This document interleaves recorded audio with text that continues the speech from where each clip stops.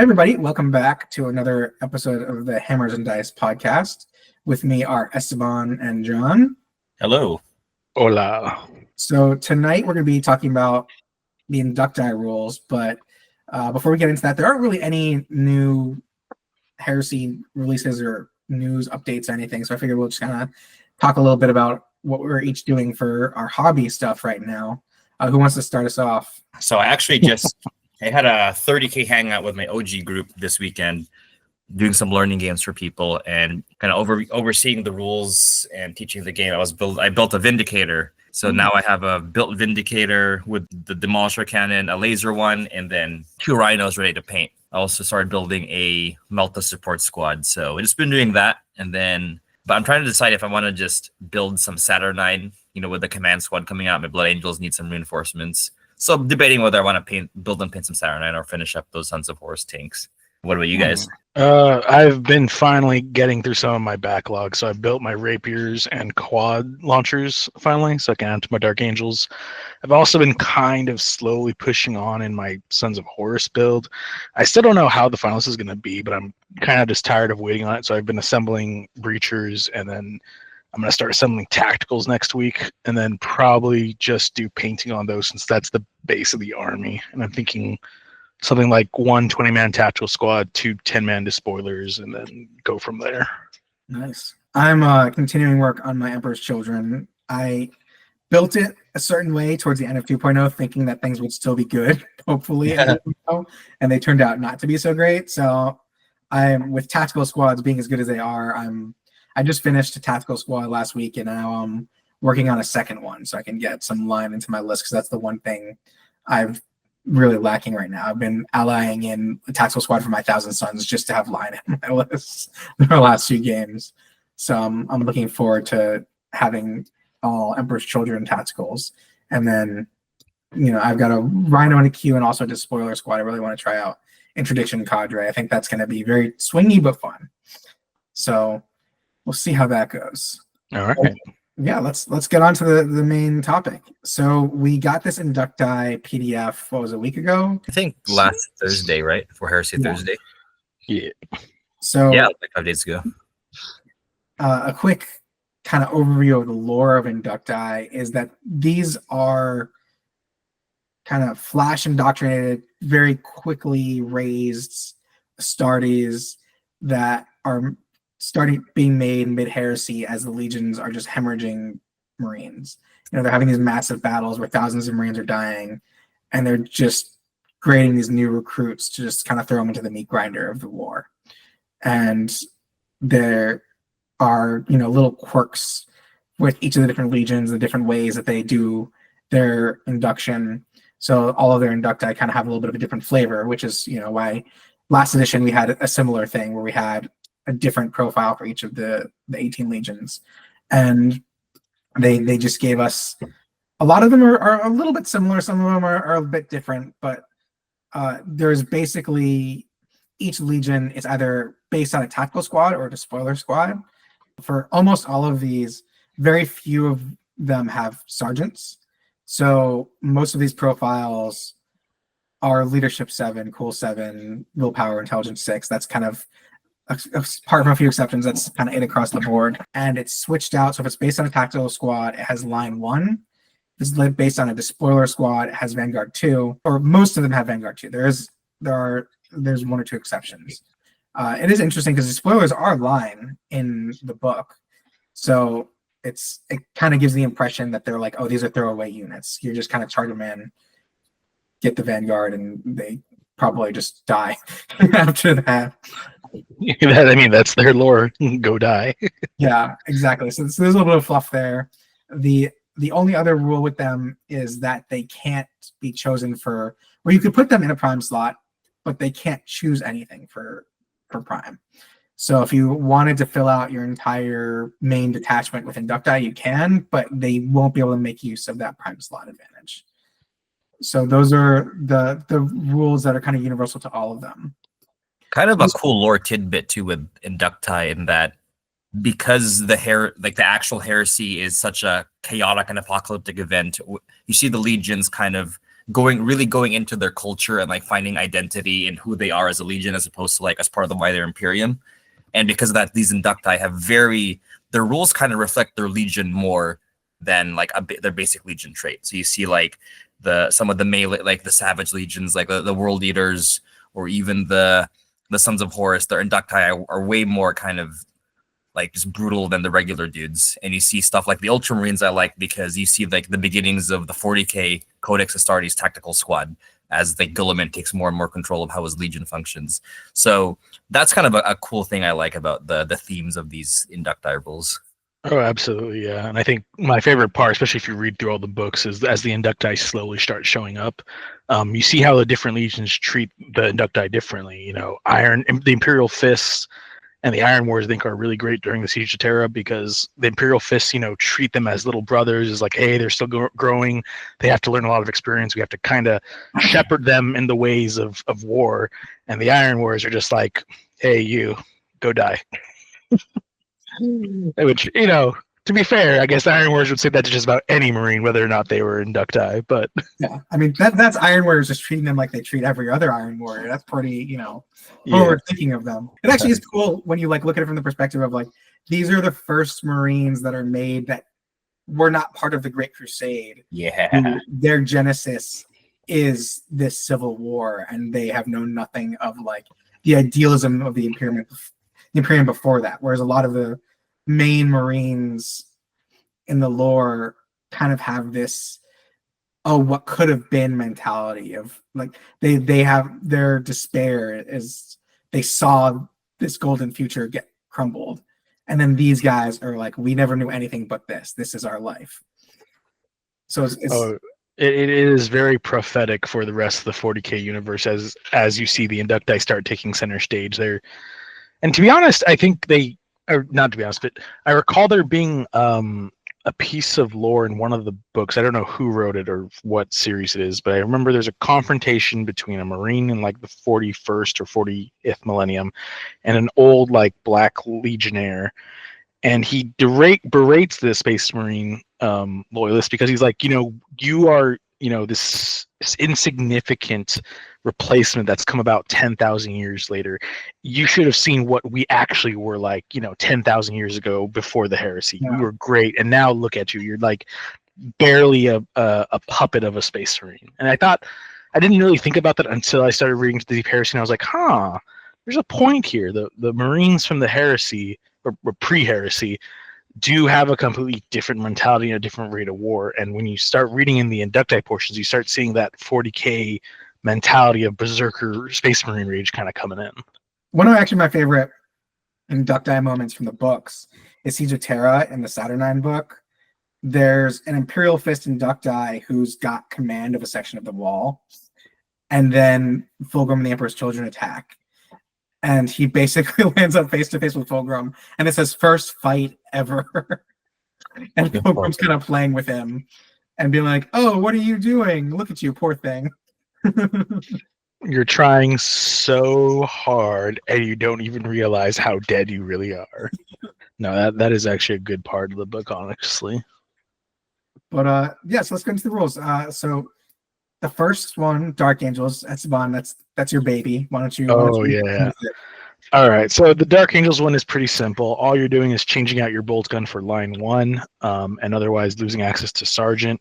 You do, of course, have your drop in leadership from that, so you do have leadership in Cool 7, but you're not really losing or gaining anything much in there. They're kind of boring, to be honest, but the main point is that you're getting a Volkite Charger, and I think that's actually a pretty good slide, honestly, just to go shift from a bolt gun to a Volkite Charger, because the Volkite Charger has more use than the bolt gun as far as being able to deal more damage and being able to be used on volley attacks, which pros and cons of having Fury of the Legion with your tactical squad versus Volkite Chargers. It's a sliding scale, I think. There will be situations where one is better than the other. But the main advantage, I think, is the fact that they don't ever drop down below leadership 6 because of their Legion rule. So the leadership loss isn't that bad, honestly. If you were taking a leadership check at -1, -2, you're basically doing the same thing as a regular tactical squad.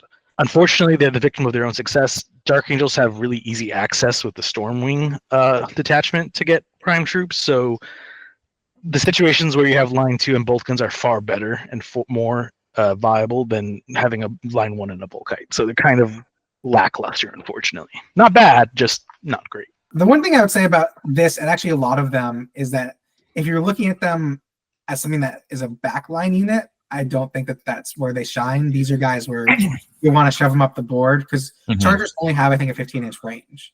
Yep, so you correct. really want to get them chasing Very up short range. those objectives. And that's when, your Fury of the Legion isn't active anyways. So that's when these guys have the best advantage, is they're getting the Volkite Chargers, they're getting the Deflagrate. So that's where you would want to be using these guys. So yeah. Oh, absolutely, yeah. And I'd say, like, if you were going to talk about how to use these guys, the best thing to do would probably be just to toss them in a Rhino and use them to accompany either your Inner Knight Cenobium or your Deathwing Companions, because they're going to be able to mop up on the objective afterwards or help add firepower to that initial volley to help give your guys that extra, umph. Oddly enough, though, you can join a lot of your Inductii units with characters this edition. So, adding a Moritat for some Firestorm shenanigans is always also another kind of cool option. I'm kind of considering it, but again, just where do they fit? And especially when you have such easy access to prime advantages anyways, it's like, Okay, so I'll take the next one, Emperor's Children. This is my current Legion that I'm working on. So again, these guys don't have a sergeant, so they're leadership 7, cool 7. These are Despoilers template, so they come standard with bolt pistol, chainsword. They have Vanguard 2, and their special rule, Perfection Embodied. This is fine. So basically, if they have to take a status check when they're being shot at, they roll 3d6 and pick the lowest 2. If they lose combat, they take 3d6 and pick the highest 2. So basically, they are punished for not winning in combat, but they want to basically charge through the firestorm and make it into combat. So it is fluffy. With the leadership and cool 7, I feel like you're probably going to be losing these regardless of how what your dice, how many dice you're picking from. But my issue with these guys is, so what they get in terms of options is they can exchange their chainsword for channelable sabers for 5 points. Which, if you're keeping this as a squad of 10, that's extra 50 points for channelable sabers. I don't think it's worth it, honestly, because the channelable saber, it's +1 to initiative and it's breaching 6. But you want them to be charging anyways. Emperor's Children are already getting +1 to their initiative on the charge. So the +1 initiative doesn't really help you much. And the breaching 6 it's just not worth the points, I don't think. I think it's one of those things where it's a nice bonus if you already have it, but it's not really worth paying for on a squad that's only weapon skill 4, 2 attacks. Like, it's just not going to come off enough to warrant the use of it. So for me personally, like, I would just stick with a regular Despoiler squad. If you want to be fluffy and just say, oh yeah, my Despoilers are Inductii, that's an option you can go with. But I wouldn't, I probably wouldn't take these. No, I absolutely agree with you, Randy. Emperor's Children have access to a lot of other better melee units, even if they are not as great as other Legion combat units. But they are better than this. So I feel like this is more like a really niche spot where you just happen to have a bunch of, charm saber models you want to just use in the squad for some reason. Yeah. Yeah, I think in terms of fitting in a list, it's like, this is better than an Assault Squad who also has Vanguard 2 but moves 12. Like, I don't think so. So Yeah, it's cute. That rule's cute, but there are better options. Why don't you take us through Iron Warriors? yeah. So Iron Warriors, Inductii squad. It's a attack squad, has cool 8. Hilariously has intelligence 5, which is the lowest intelligence stat I've seen on a Marine. And they lose line 2, but they have line 1 and they get expendable 1, which expendable 1 means they can only score. Is it reduced by 1 or only score? I think it's reduced by 1. So what that means is, say these guys are on an objective and you come in with your Justarin and their Vanguard 4 and you wipe them off, your Justarin can only score 1 point. Same thing with if you kill them in first strike. If you're playing a mission where first strike is 4, it doesn't matter. All you can score is 1 point killing this unit. So it's similar to, so they have their prime advantage slot is basically the same thing. You could give infantry unit the prime slot where it becomes expendable 1. So this does fit in very well with their theme of, like, as we were joking about before, Perturabo doesn't care about these guys. Yeah. They're worth nothing to him. And one thing too is they could exchange their bolt guns for shotguns for 2 points each, which shotguns, I mean, they're cool. Not like, I mean, if you could make them Volkite chargers or Volkite calibers, that's more interesting. But you know, a shotgun, I guess you get assault with it, so it's 2 shots, rank for AP. But you're already getting implacable Run one, advance. though, So yeah, these guys already have implacable advance, so I don't understand why you would bother switching. Yeah. To be honest, the stun, because you get 2 shots in The a stun, stun weapon. Yeah, that's true. Maybe you I do like the exchange, implacable 1 or advance 2 for the bolters, though. stun. That's pretty good. Mhm. It's also One thing- any model, so even one shotgun there, you just need to hit with them, and then you could stun. So I think this unit is fun and interesting. Being expendable 1 makes it, you know, it's kind of a nice rule. Yeah, I think it's the cool 8 that makes them the best thing, honestly. Like I could see somebody easily taking these instead of a regular tactical squad in an Iron Wars list just to fill out points, but also because they're a little bit better to status checks than your normal Marine. Actually, it's kind of funny. 100%. What I would do is if I was running Ironwares, to do like a themey, like I don't care about my infantry list, is to have your 1 tactical squad filling up the prime advantage where it becomes expendable, and then I would have all the rest of my troops be Inductii. Yeah, So that all of your troops are expendable. I feel like that would just be really fun. that'd be kind of fun. I can see that being fun, even if only line 1. It's still cool. 8 lets them, check better. I think that, especially with how many checks people are going to be taking for pinning and stun and everything from all those rogue havoc launchers on rhinos. I think it's actually Even worth though it's only line 1, I feel like you're balancing it out by reducing the effectiveness of your opponent's it. Vanguard. Right? So you can have it stay on an objective, and you don't have to worry about wasting a reaction moving them off. It's like, fine, kill them. You'll get 1 point, whatever. You're not as worried when you see a big Vanguard unit come and try to kill you. Yeah, no, they're great for preventing hemorrhaging of points out to Vanguard. I think that's their main point there with that. Yeah. Okay, let's move on. Esteban, why don't you take White Scars? All right. So White Scars, they're the spoiler base. They do have Vanguard 2, and just like the Iron Wars, they also have Expendable 1, and they get the rule Proof of Valor. They do have the option to do 1 and 4 for power weapons or charnable sabers, and of course their leadership, cool. 7. These are a pretty interesting weapon, honestly. Sorry, any model can replace chainsword and bolt pistol for a heavy chainsword. Forgot about that. But no, I think they're really good, honestly. Maybe not the best per se, but they do have a unique role in that they are expendable, so you're going to get less points for putting them up. They are Vanguard 2, which means you do want to go hunt other tacticals or other despoilers on units. But the cool thing is that their Proof of Valor lets them kind of even up match against Weapon Skill 5 units. If they're in combat with models that have Weapon Skill 5, they only successfully hit on a 4-up. So it's not going to save them by any means, but they can act as a sort of roadblock for like another unit that's with them or for a commander that's accompanying them. So they really want to be aggressive, but really what's holding them back is the fact that they're just a Weapon Skill 4 unit.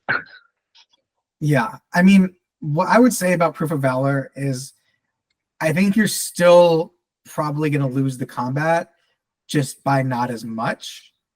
Right. So, you want to take a Vexilla with this unit, and your hope is to just keep your leadership as high as possible on that roll so you can try to stick in the combat. But it's fluffy, but I don't think that it's really going to save you as much. You're probably going to end up running more often than not still. Because these Weapon Skill 5 units, most of them are probably going to have AP3 weapons. Yeah, which will eat you alive. If they had line 1, I could see them being way more useful, parking them on like an objective and then counting for 2 models each when you're holding it. But because you're not going to be hunting Weapon Skill 5 units with this squad. Yeah, that will not end well. No, it's more of an incidental for them, honestly. And again, I think they have a place in a White Scars list just because Expendable 1. I could imagine them being like a way to get like a Centurion into combat with some kind of bodyguard around them when you don't want to spend on a Centurion or a Praetor command squad, and just be a cheap point unit that can maybe stay alive and maybe swing around for a little while. Yeah. Really, I think though that they're like the rest of these units, unfortunately, they're just a little bit underwhelming. Really, I almost would want to take a regular despoiler squad just because of the line 2 in this case. But again, I think they do have a place somewhere in a list. It just, you got to find it. Okay, I'll take Space Wolves. Actually, this is one of the ones that I really like. So they're based on despoilers, same stats as most of the other ones. They can take a combat shield for 2 points each, which is actually, It's not really good. not bad. That's pretty actually good. really good this edition. And their special rule headstrong. This is what I think makes them really good, is that they can charge at the same turn that they rush, and it's not disordered. So you can get a setup move, which, don't forget, the Space Wolves get up 2 extra inches for their setup. So these guys have a 7-inch move, a 4-inch rush, a 5-inch setup. That is an easy first turn charge in most games. Do they get the 5-inch? I thought they would stay at the 2-3-inch because it doesn't affect their base movement, right? So the Space Wolves Legion rule. Oh, that's now right. plus Okay. 2 inches to their setup. For Gotcha. Yeah, Gotcha. Okay. It would be 3-inch. It would be 3-inch setup. It becomes a 5-inch setup because of their Space Wolves. Okay, so they potentially have like a 16-inch move on a turn. They could also get power weapons, which is kind of nice. I mean, that's what I would do too. I would sprinkle in some power weapons, some chain axes, give them a little bit more punch, and they're going to easily chew through whatever tactical squad you're throwing them up against. Yeah. It is good to note, though, that if they do have, even after all that setup move, if they have a long charge, if they do fail it, they are going to be stunned and pinned. So I would say if you're planning to use these guys as a Space Wolves player, double check your distances and make sure you're like an inch or two away. You don't want the feels bad of, I had to make a 3-inch charge. I got this, one, and then being stunned and pinned. I mean, in most cases, that 5-inch setup is going to carry you through. Oh yeah. Oh yeah, no, it definitely should. I would put a chaplain here too. Just I would get a big maybe not a 20-man squad, like a 10-man squad would be good with a chaplain for that high cool. And in case you get stunned and pinned, you get to remove that at the end of your turn with your chaplain. So yeah, you can also give them every unit in this list can get Nuncio Voxes, which, if you don't know this by now, anything that can take a Nuncio Vox if they can should take a Nuncio Do Vox. take it. It's a mandatory 10-point upgrade radically. All of these units, if they get status, which they will, because they're almost all have terrible leadership and cool, you're going to need those Nuncio Voxes to keep them in the game. Yeah, so let's move on. John, why don't you take us through Imperial Fists? Imperial Fists, Inductii. So they have line 1 instead of line 2. They have the supporting fire rule, which means that if you stand still, you get pinning 0, which is kind of whack, actually. And every one Inductii for every 10 can get either a heavy bolter or an autocannon with pinning. Seems pretty good, I think. Yeah. I mean, I will say, more often than not, pinning 0, you're probably not going to get it off.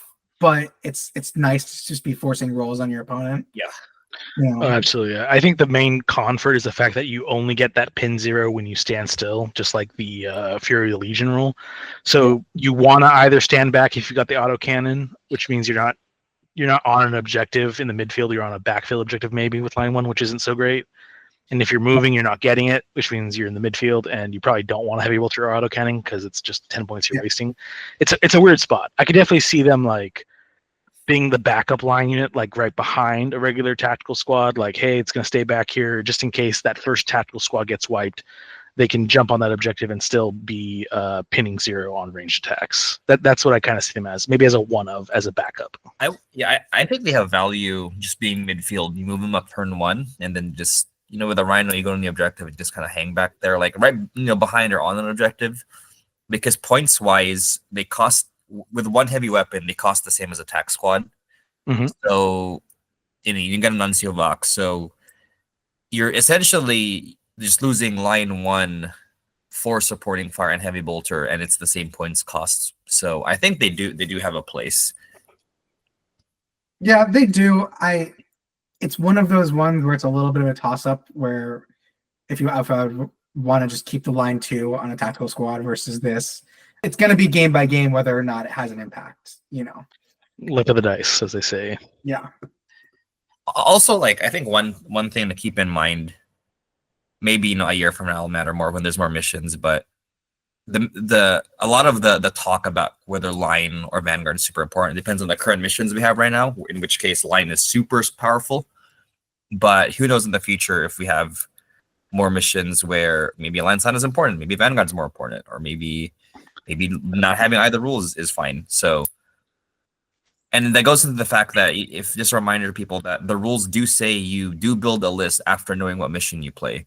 So I definitely, with Inductii, especially a squad like this, it really knowing the mission and figuring out whether the squad will be good or not is, I think, a big part of using them effectively. Yeah. There's definitely some yeah. issues where these guys are not that good, but That's why everybody make sure you bring all 10,000 points of your army in 5 bags, so you got your choices when you go for your casual games.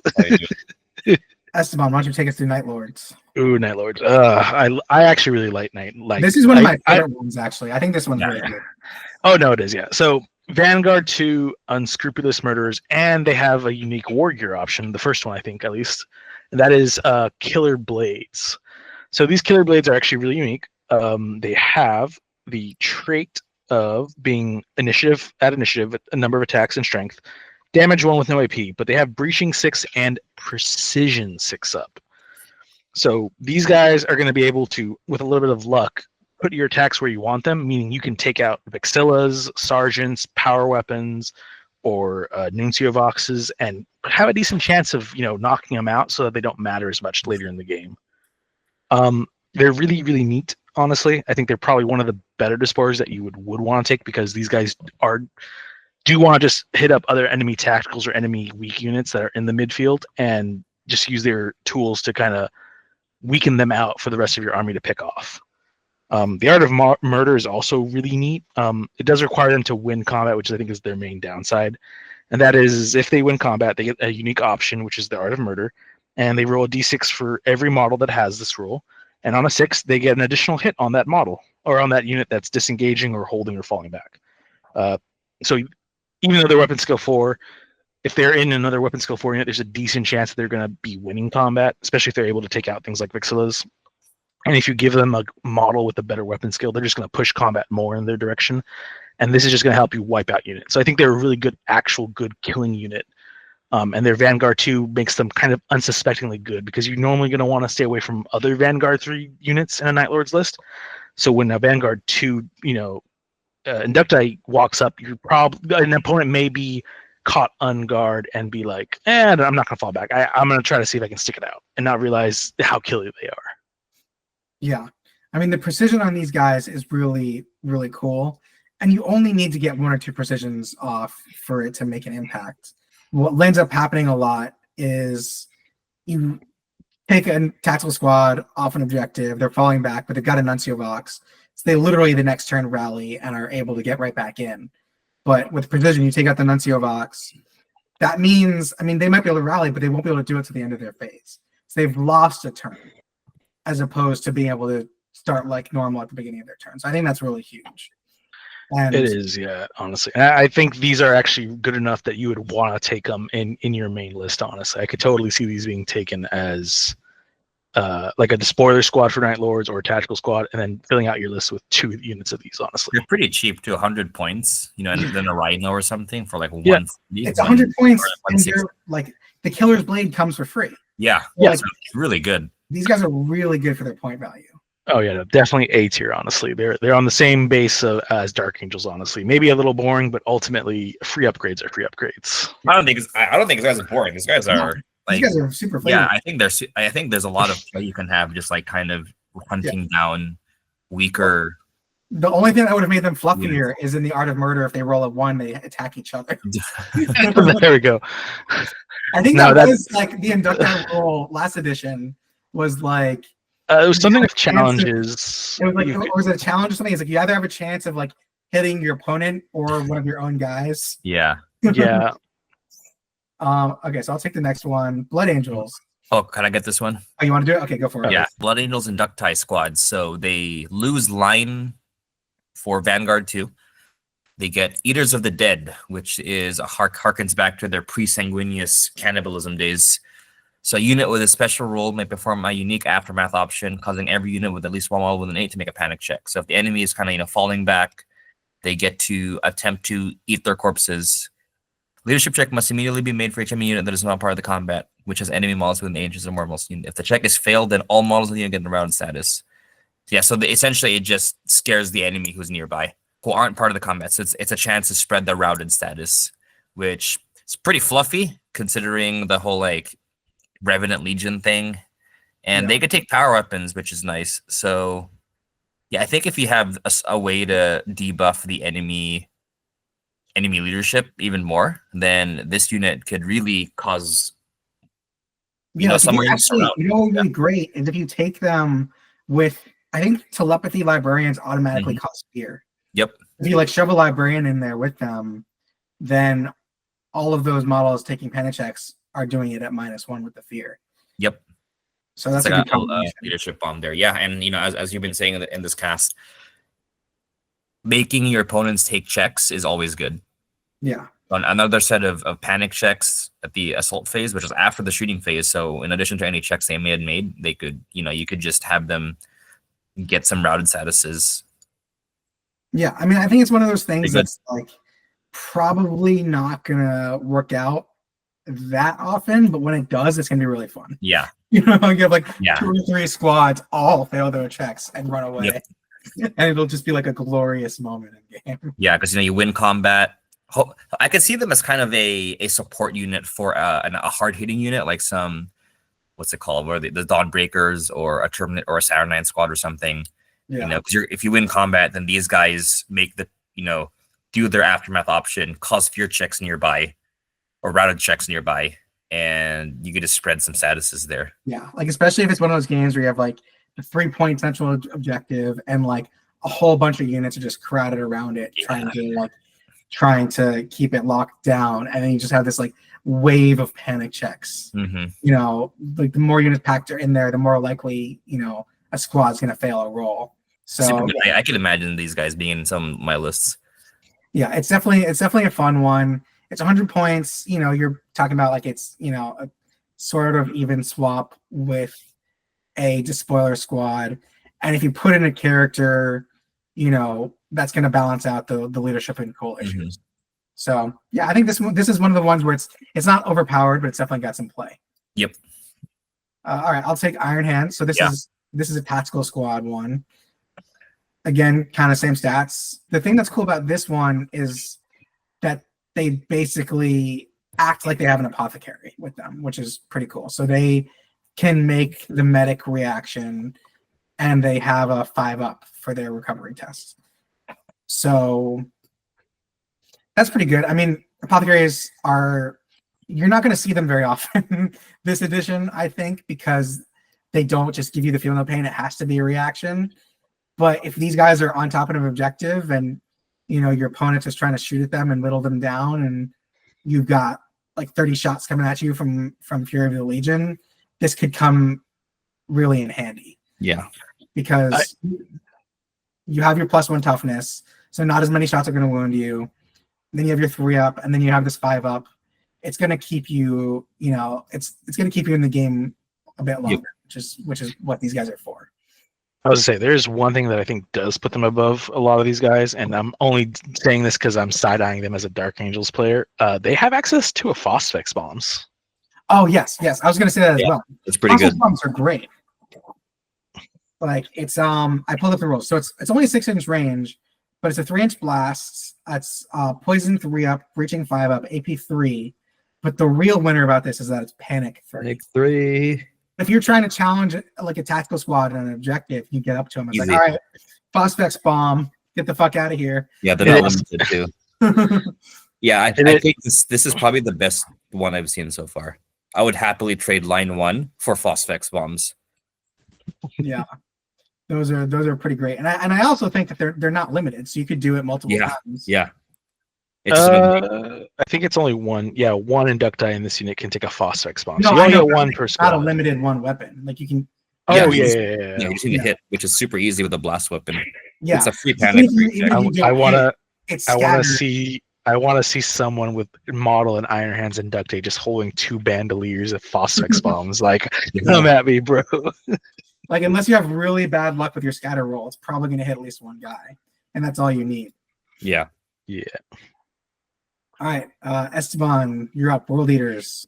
All right, World Eaters. I actually like these guys a lot, honestly, because they're so This one's one of my spoiler favorites. based, and they have Vanguard 3. They actually are as deadly as other specialist close combat units with Vanguard 3.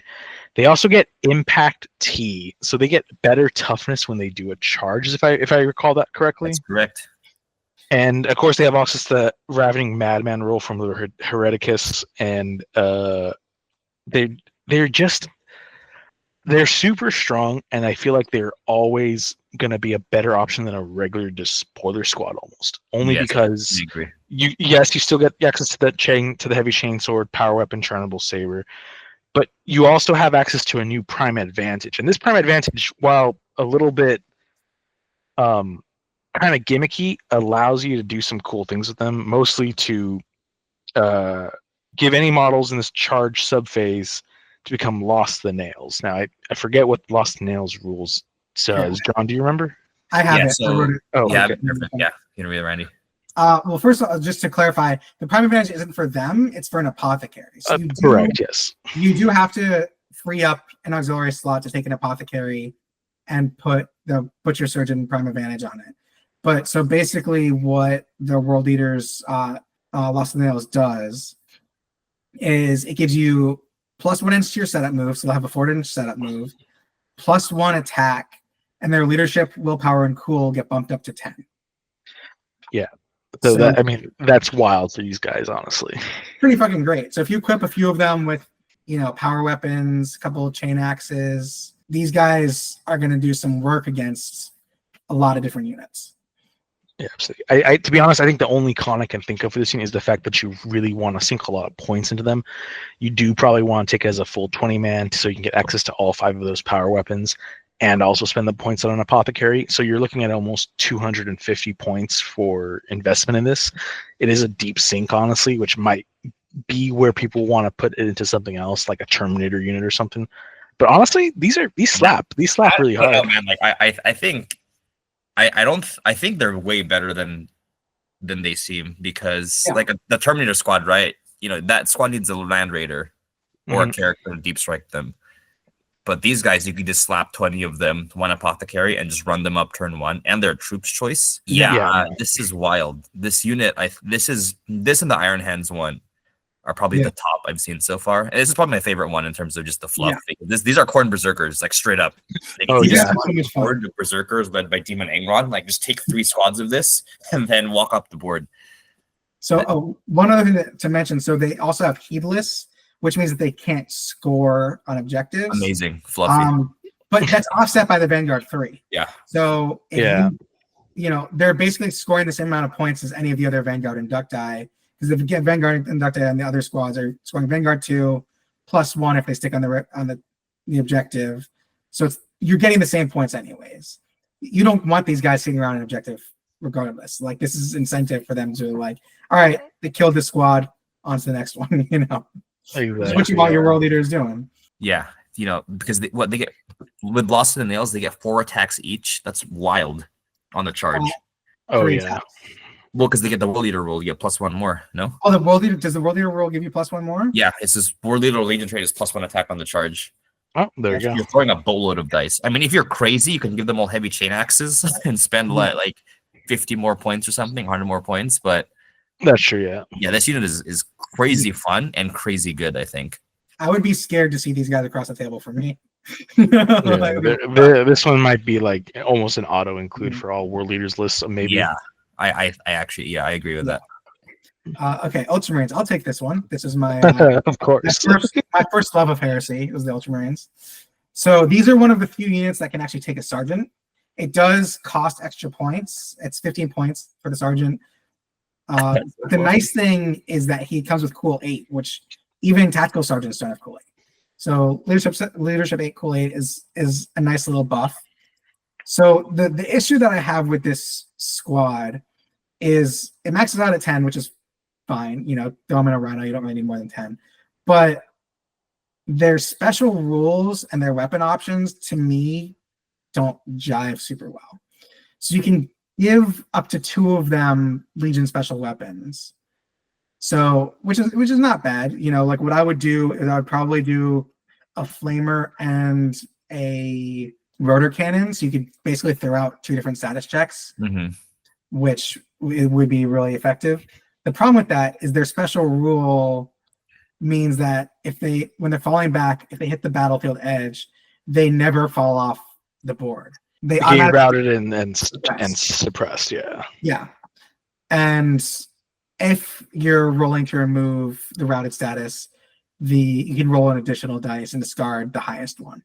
So to me, that would mean you kind of want them to stay on the back of the board, holding backfield objectives, because that's where this rule comes into play. But all the Legion special weapons are pretty short range. So if you do that, you're kind of wasting your special weapons. So that's where I'm like, if you're taking advantage of one or the other of these rules, you're not going to really be using the other one. So to me, it's not a very like well thought out unit. So it's not to say it doesn't have its place. I would probably stick this in a Rhino and probably actually hunt down elite units and just pop them out, shoot them with the flamer, the rotor cannon, try to make them do some statuses. That to me is what this unit would be best at. But you do that and you're probably never really going to take advantage of your special rule. Also, like in my experience, units rarely hit the table edge unless you failed the check multiple times, right? Yeah. So, and with Cool 8, hopefully it's unlikely. But yeah, it's kind of like a weird not synergy there. If this unit could take heavy weapons, I would play Ultramarines right now.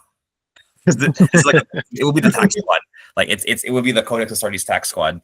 But you can only take special weapons, which it's fine. I think there might be some cool unique combos you can do with it as far as like weapon choices, like you were saying, the flamer rotor cannon.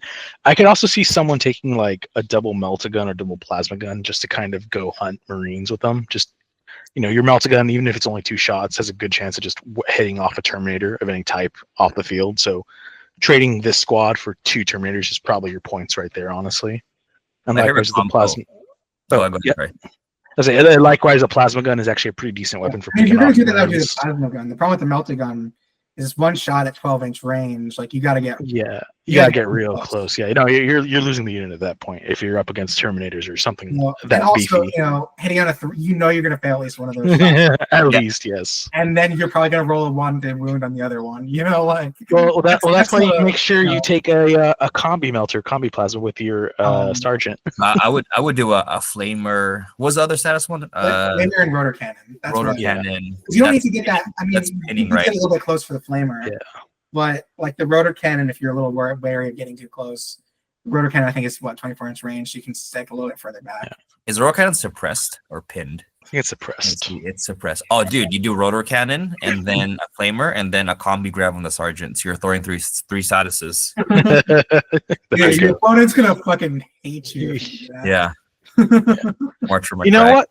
There is actually one thing that you might be able to do, and I'm thinking that again, going back to the idea that this thing wants to maybe be on the back line, maybe use it as a backup, and you give it 2 of the Volkite, not the Culver. Is it not the Volkite Culverins? The Volkite Cavaliers, because those have a longer range, right? They're at 30 inches, I think, or something.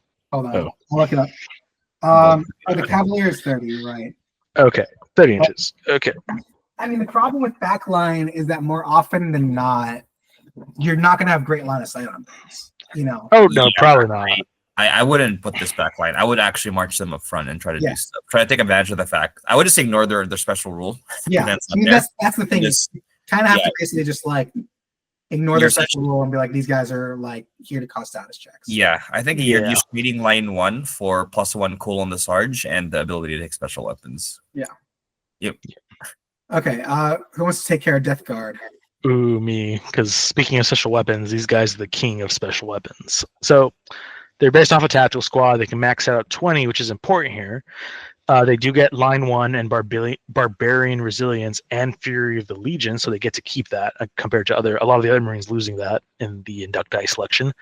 But the cool thing is that for every 5 models, one Inductii can exchange their bolter for either a flamer, outcome flamer, or rotor cannon. To be honest, this is actually a really cool one, especially because their special rule barbarian resilience means that they ignore taking routed tactical statuses check for taking 25% casualties in shooting. So the only way you're going to route these guys is if you do it in close combat, or of course, just check them with another status. But Yeah. honestly, the ability to take, just on the base unit itself, 2 Alchem Flamers or 2 Rotor Cannons is pretty strong, honestly. Alchem I Flamers. would run these guys the Alchem same way that I would the Ultramarines. Alchem Flamers are a trap. Sorry, Alchem friends. Flamers suck. Oh, they are? Yeah, because you lose a status. You lose panic. Oh, that's true. That's true. I That's would, true. I would do a Flamer's Flamer better. and a Rotor Cannon. You Flamer over cannon. Throw Yeah, the status. same exact same way as the Ultramarines. Right.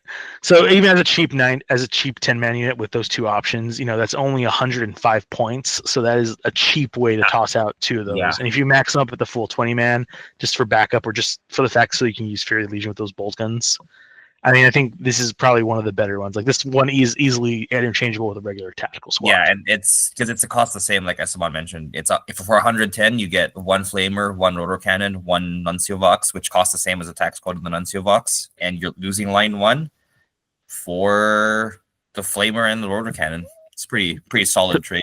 Totally worth it. And if you want to keep him in the field as long as possible, max him out to a 20-man and give him like a Centurion model. That'll fix your leadership cool problem really quick. There you go. Yeah. Okay, I'll take the next one. It's Thousand Suns, one of my other legions.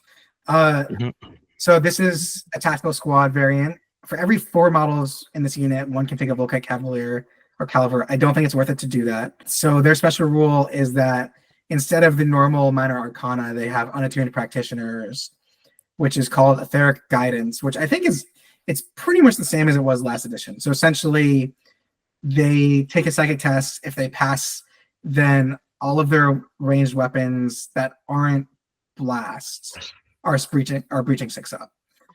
Which, so they're base willpower 7, but as Thousand Suns, it gets bumped up 1. They become willpower 8.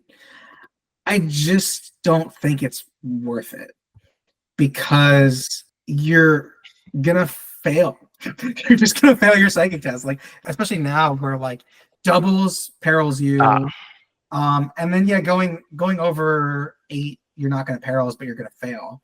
So I don't see this being a great unit, honestly. I would stick with a regular tactical squad. These guys just don't do it. I mean, and that's part of the problem with Thousand Suns in general. Like their leadership 8 units, it's usually not worth the psychic test, unless you're desperate, unless you really, really need it. Gotcha. Okay. So I would rather take a regular tactical squad with the line. Yeah, that makes sense. And also, one of the minor arcana you can take now is it basically is like a pseudo Nuncio Vox. So you can remove a status from another unit, which I think is way better than this. So yeah, stick to tactical squad with Thousand Suns. Don't take this one. John, you're going to want to take the next one. Absolutely. Sons of Horus Inductii. So Vanguard 2 instead of line because it's a despoiler. And it gets the Creed Brutality rule, which is you could pass essentially at the start phase, you could pass the leadership check and you get impact S if you are within 6 inches of a model with Sons of Horus trait and weapon skill of 5 or more. You could use that leadership. And on that note, I think you would want to stick like a chaplain or a centurion or something with these guys to proc that special because leadership 7 kind of low. Yeah, but I mean it's neat if you want a despoiler squad and you want to just do more damage instead of standing on objectives. This has some game. It's not super powerful in the way like the World Leaders one is, but you can get chain axes, so you get strength 6 with that check, so you're winning on 2s. So I think if you know the mission would like a Vanguard unit instead of a line unit, and you just want to throw damage in, like I think in ZM theoretically these guys would be super nice because you just do more damage than a despoiler squad in melee. Yeah, I agree, kind of. Although I think the main downside is again victim of their own success. Sons of Horus have access to a auxiliary, not auxiliary, a detachment that gives them two troops with line. So I feel like you would want to rather take that detachment just to get access to line troops with either the sergeant upgrade or the leadership's upgrade, or the veteran status upgrade, honestly. So I feel like these ones kind of fall flat compared to just or Malefic, compared to taking a regular tactical or despoiler squad with line 2 and the ability to take those primary advantages. I feel like it's just a better option to do that than take these guys, unfortunately.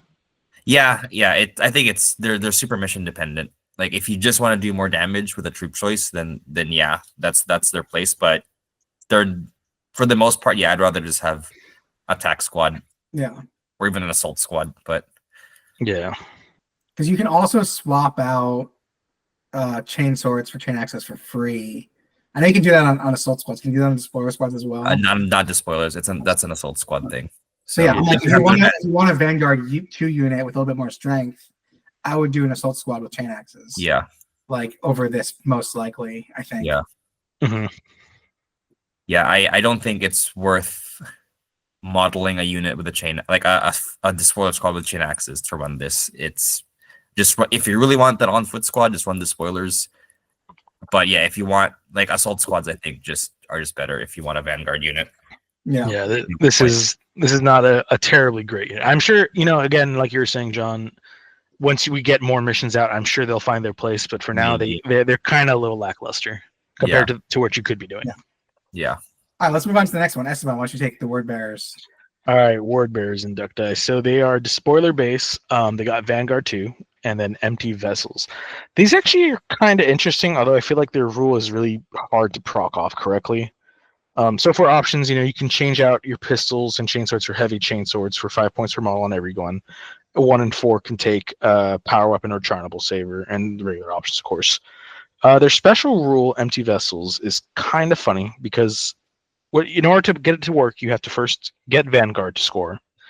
And after you get the Vanguard scoring, you then have to take D3 wounds, and now you gain the Malefic subtype and the Feel No Pain 6 subspecial rule. So it's a requirement to do something, which is very fluffy. John, I know you would probably appreciate this most. Basically, your Ward Bearers Inductii getting their first blood and going all blah, blah, blah, on everybody. It's fluffy, but this is like actually bad. I mean, So, the only way to run it, you would have to take a 20-man squad. Because let's say you take a 10-man squad, you score Vanguard, you're probably losing 1 or 2 guys in that combat. And then you're suffering another D3 wounds. And keep in mind, these guys only have 1 wound each. So each of those D3 wounds you can't take a save against. So that's potentially half your squad dead from your special rule if you're not buffing this unit out. So and you could just take a regular spoiler squad with Malefic. And then also Malefic wounds you even more. Like every time you fail a status check, it's another D3 wounds. So it's fluffy. I mean, it would almost be better if these guys had lines, because that's where you want to basically be not getting statuses, is sitting on an objective and ignoring statuses. Blocking Vanguard is so. I mean, even if let's say the rule said you have to kill a unit, not even Vanguard. If they have to kill a unit and do the thing, they're still terrible. Because so this is my opinion. Like in war games, if your unit needs to kill an enemy to proc a rule, that rule better be OP, because that's usually hard to do. Yeah, like having a specific unit kill another unit. Well, it doesn't mean to kill it; it just means to score Vanguard. Which means it's killing a model. Run, right? Yeah, which is still super hard to do. So I mean, it needs a lot of things need to go right for this to work. Yeah, and even when it does work, it's like what's the point? Like Feel No Pain 6 up, right? I mean, I like in this edition, Feel No Pain is great. Because you can't get it very often, but these guys are not the ideal unit for it. Yeah. I mean, Word Bears players, you guys got freaking that possessed Saturnine squad anyway, which is insane. Yeah, but take Saturnines over these. Paying the price for that with this lackluster unit. Yeah. Okay, Salamanders, I'll take that. Yeah. So this one's cool because these guys have a sergeant. Again, you have to pay extra for it, but the sergeant has weapon skill 5, which is pretty awesome. It's not many units that aren't Dark Angels can sergeant with better weapon skill, and I think you can give him sergeant melee weapons. So you can give him like a good weapon, and again, he has cool 8, leadership 8, which is better than most tactical squads, and you can give them a flamer. Awesome. You can give them a Vexilla, which I think is really nice with their special rule, Warrior of Heroes. Basically, if you cause 1 unsaved wound, which you should with your Inductii Master, then you get an additional 1 point for your combat resolution. So this squad is it's all about maxing out your combat res. So you probably want it to be a large squad so you can have additional combat res points. The Vexilla gives you an additional combat res point. Killing a guy gives you an extra combat res point. So like this unit, you're just about trying to buff out your combat resolution. Yeah, I think that this is actually a really good unit. The only complaint is that you have to really put a lot of points into this. I mean, you have at 1 in every 5 models has access to a sergeant melee weapon that includes Thunderhammers or Power Fists. So it's like those are probably your choice weapons to take. If not, maybe a Power Axe if you want to go on the cheaper end. But you're sinking a lot of points into this unit. You're probably sinking almost 250, 265 into this just to make it viable. And it's not that they're bad, but it is a big point sink for this unit. But I think they are totally worth it, to be honest. They will out combat most other tactical and despoiler squads for sure.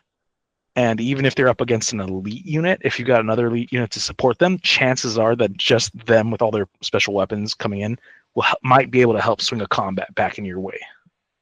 Especially with the addition of their Vexilla rule. Yeah, so these guys, I think they've got more play than a lot of these other units. They're one of the better ones. And yeah, Salamanders with giant chainswords is nothing. Who doesn't love that? I know that Reed is very excited for this one. I think he's going to make some cool. I can totally manage Reed building a 20-man squad with 5 Thunderhammers and tossing him in a Spartan and saying, "Go ye and have fun." Yeah, to be honest, yeah, I could actually see this unit being led by like a Praetor, or not a Praetor, a champion model, because I think a champion could really swing things in the right way for this kind of squad, because now it makes them a really cheap Death Star unit. All right, who wants to take Raven Guard? How about you, Randy? All right, so this one, I think it feels like they kind of copied and pasted the special rule from last edition, because it had the same thing where it was like, if you would have been pinned, instead you do a fallback move and you're not pinned. The problem is that pinned is no longer the only tactical status. You have 3 other types of tactical statuses that can be shot at you. So this rule is almost irrelevant because there's not a ton of weapons that are pinning. And if your opponent wants to status you, they can easily shoot you with one of the weapons that has a status that isn't pinned. So the special rule is not good. And also, like, you can take a Nuncio Vox. So it's like, okay, you status me, I can Nuncio Vox myself, at the beginning of the following turn. I think this special rule is practically useless, honestly. Worst case scenario, your opponent can use it against you if they want to move you away from an objective. They just shoot you with a sniper rifle. It's, now you're 6 inches away. I'm going to hop on this objective now. So I don't love the special rule. The one thing that I like is that you can get a couple of cheap Nemesis bolters. You can get a Nemesis bolter for 5 points. Yeah, on a line unit. That's, nothing to sniff at. You can try to get some precision shots, take out a Sergeant, take out a Nuncio Vox. So, it is only 1 per 10, though, so it's such a swing, honestly. And maxing out this squad for a 20-man just to get 2 Nemesis bolters kind of feels bad. So it's not ideal. I think you take the Nemesis for the pinning anyway, if you have 1. Yeah. So like, I don't mind that, but I think the special rule is garbage. I would I think on the face of it, it's like, oh, you ignore tactical status, that's great, but I don't think it's a good rule. If it was gained any tactical status, that might be better. That'd be okay. I think. Yeah, but just pinned, I don't think that's worth it. Yeah, it's very specific and situation specific. I guess if your meta is full of Solar Ox and militia players, full of artillery, then sure. But if not, it's really reliant on how much pin you see on a game-to-game basis. Yeah. Mm-hmm. And then last, there's Alpha Legion, which is another very, very solid one. I gotta take this one. Wrap us up, John. Here, Alpha Legion, line 1. Treacherous Lure, so it's a attack squad with the bolter. So Treacherous Lure is you just can't be shot during the first turn, except for volley attacks or made as or reaction. So if you shoot something and they can react back to you, or if you charge, they can volley you. But otherwise, you cannot be selected as a target of a shooting attack turn 1. Let's be honest, you're not taking this unit to shoot. Oh yeah, yeah, and you can. And every 5 models can get one for every 5 can get a combi weapon, and that's pretty much the changes. And you get line 1. Yeah, I Pretty mean, good. you're taking those guys to charge up the board and score early. Yeah. And then let them die, probably. You know? Yeah. The turn 1 campy shot is pretty interesting, honestly. I think it provides some interesting play opportunities, especially against maybe a list that has a lot of like pinning or like other status weapons. You know, you can toss them on an objective, make sure you score those early points, and then start moving them up, since nothing can target them. So I think there's some safety play with them. The 1 in 5 combi weapon is an odd choice, to be honest. Yeah.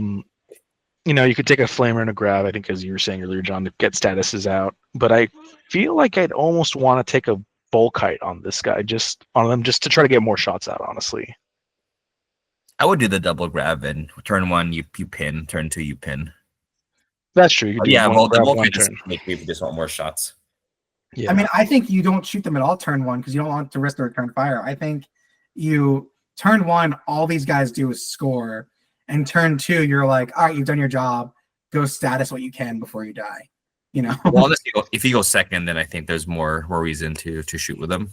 But yeah, but it's also like, well, the scoring thing, right? Like, why not just do attack squad and get 2 points? You know, that's another thing to think about. Yeah. Yeah. Again, I in the case of they can shoot the tax squad, they can't shoot these guys. But So- you know, if you get 2 points and they're dead, that's fine. You got 2 points, right? Versus you get 1 point and they don't die. I mean, I guess if there's value in the game state of having the squad alive, then yeah. like I would imagine them being great against an opponent who's brought like 4 or 5 like Phosphex quad cannons, and you just need something to stay alive and not get feared or pinned out on turn 1.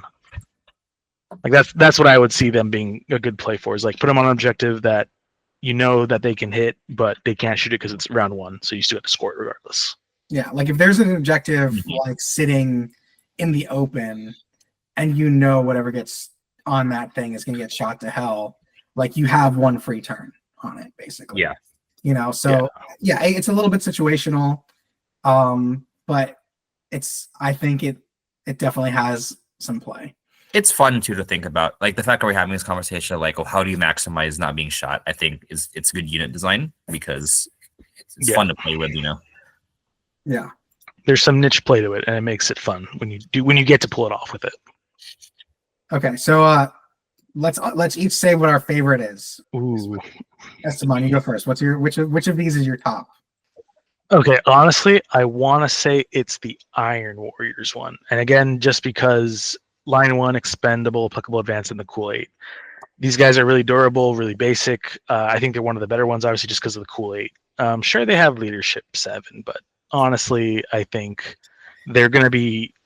They are a good alternative to a regular tactical squad because they will give your opponent less points on the midfield objectives when they're holding them. I think that's what makes them a little bit good. John? I think raw power, I'd go the Iron Hands, but in terms of like the strongest and fluffiest is the World Leaders one. Like, again, they're just straight up corn berserkers, and I'm sure every World Leaders player has this army idea of just 60 madmen with chain weapons walking up across the board.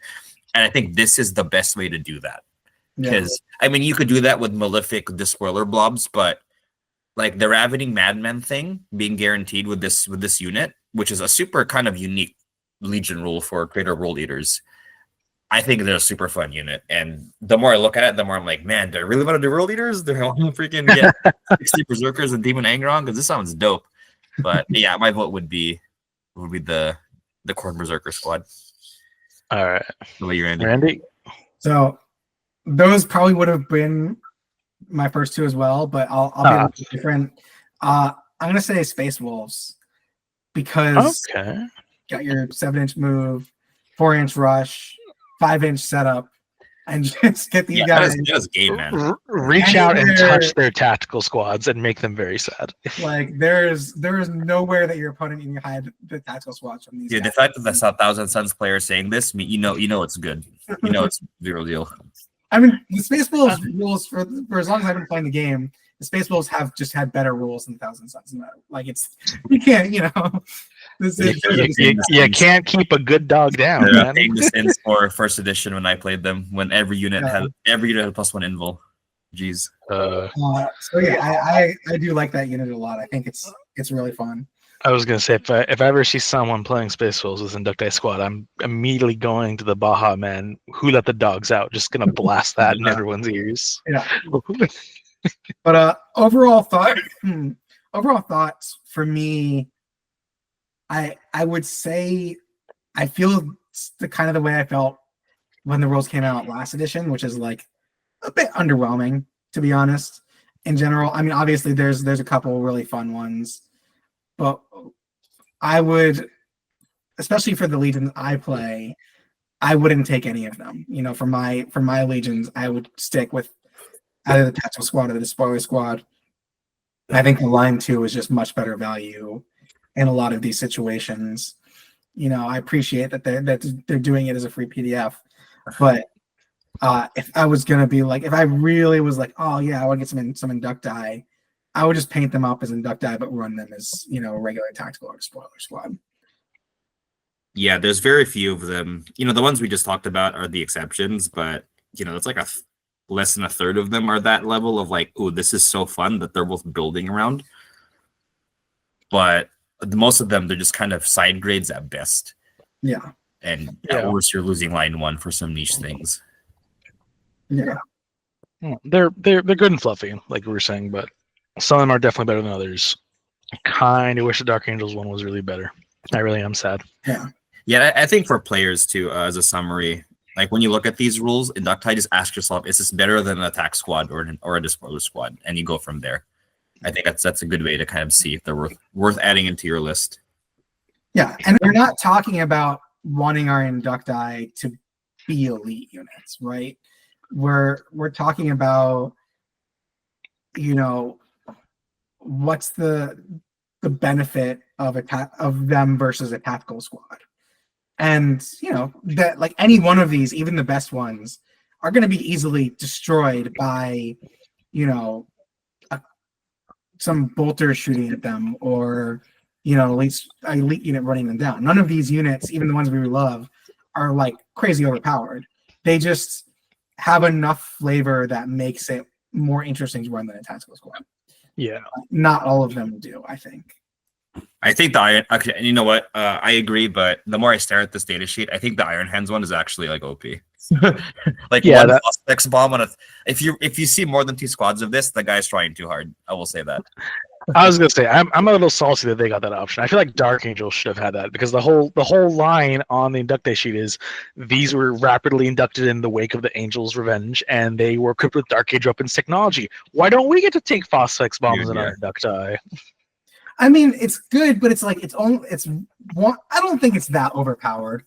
I mean, dude, Panic 3 on a freaking anything. Well, yes, but it's like within crazy. 6 inches. Like what's up? It's within 6 inches. Yeah, that's true. That's true. That's true. Not like they're firing these Phosphex bombs across the board. You got to get like they're gonna be able to do it to you once, and maybe then twice. You're gonna like nuke them because you're like, how dare you? How dare you? But then you're not shooting at this freaking toughness 10 like Saturnine Dreadnought, right? Nah. Well, yeah, I don't think it's actually OP, but it's definitely like. I think the power gap between that one and the rest is pretty large, and I think it goes into the like if you're spamming this, like you need to check yourself kind of thing. Like 2 squads, I think is fine. You've heard it from John. No more than 2 Iron Hands. No more than 2 squads. Or you are the problem. Take 4 of these. Eschew your prime slot. Just take 4 of these Phosphex and make your opponent very sad. Oh, and also take a siege breaker and bring 3 rapier carriers with quad launchers and more Phosphex. Just run all Phosphex. Be more Dark Angels. You know what? If someone complains, tell them at least their Primarch's alive. There we go. Our Primarch lost his head. At least we got Phosphex bombs. All right. I feel like that covers Inductii fairly well. Let us know if you guys are planning on taking them in your legions, what your favorites are. Also, LVO is coming up this week. The reason that Reed did not join us is because he's hard at work prepping for this weekend. We're wishing him luck, and hopefully everybody who goes to LVO has an amazing time. I'm jealous. I wish I could join everybody, but I think the three of us unfortunately have to sit this weekend out due to some other commitments. Yeah. But Unfortunately, yes. hopefully next year we'll be able to join everybody and bask in the LVO love. Really quick though, any predictions? If there's any previews, 1 unit each person go. I don't think there's supposed to be a preview this year. I think they said there wasn't, right? Was it? They haven't mentioned it. I don't think so. Sad face. I mean, if there was going to be a preview, what would you expect it to be? Plastic glaive. I mean, breachers besides because. But they've already shown off the breachers. You think they would do like another? I think they'll do like the full. So the cynic in me will say they'll reveal the full squad and say, "Cool, here we go," and hopefully the next tactical journal. I mean, if it's just that, I'll be satisfied. Yeah. I'm gonna say next tactical journal definitely, and I'm just gonna fingers crossed we get Talaran because I really want to see tank commanders and the Master of Armor come back. So yeah. So I mean, I don't think it's going to happen only because that's like really middle heresy, and it seems like they're kind of back into the beginning with the whole Saturnine and Istvan thing. So I'm hoping that we eventually get it, and if it's it's revealed at LVO, great. But that would be cool. I'm not expecting to get anything, but what I would love, which I know we're not going to get, is like we haven't had any like character reveals in a long time, like since before the edition. So I would love like a character model. Yeah, I don't care. As long as it's not Imperial Fists or Sons of Horus. Any character model from any other legion, or generic, like a Master of Signals. Like we desperately need a new Master of Signals model. Something like that. Just strong console. I agree. I would love something like that. That would be so fun. You know what I'd like to see, honestly? I'd like us to see back, I think it was like the 5th edition Captain in box. I'd like to see a fully built out box where you can build a Praetor or console option, and you've got like 10 different options for weapons and arms and everything. Just like a really big customizable box like that old Captain box from 40K and 5th edition, I think it was. Yeah. But, GW giving us things we want that we desperately need. Not going to happen. Yeah. Foolish mortal. How dare you question them? Foolish mortal. You think Games Workshop is reasonable with their release schedule? Huh. Be gone with thee. Have more tanks. All right. That's a good place to leave it off. So everybody have some good hobby, and we will see you guys in the next one. Later, guys. Adios. And I guarantee you it's not a plastic warhound. Whoever said that, it's not going to happen.